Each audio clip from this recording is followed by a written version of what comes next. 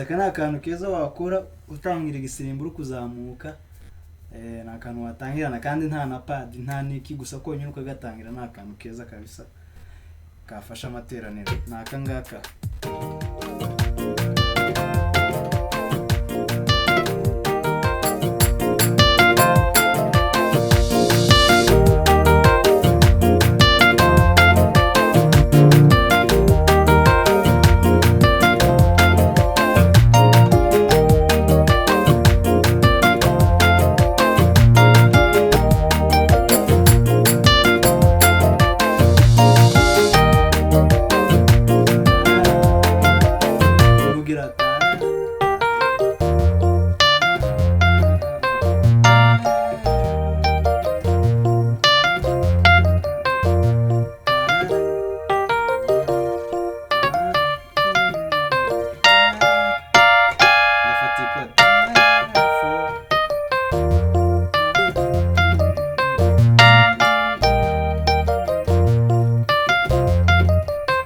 Ukabona ni kugira gutya.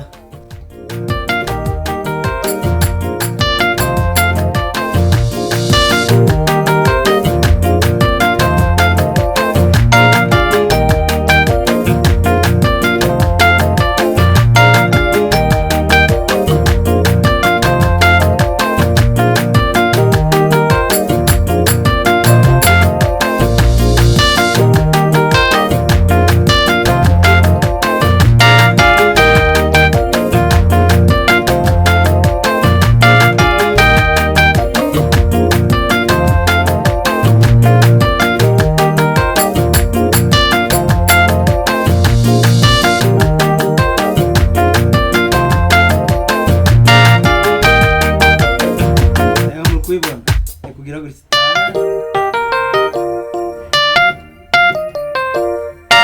one four bazen one times.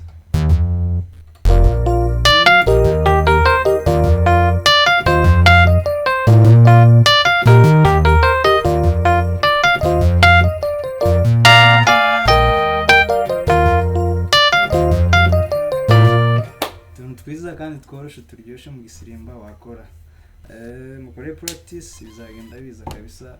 God bless you.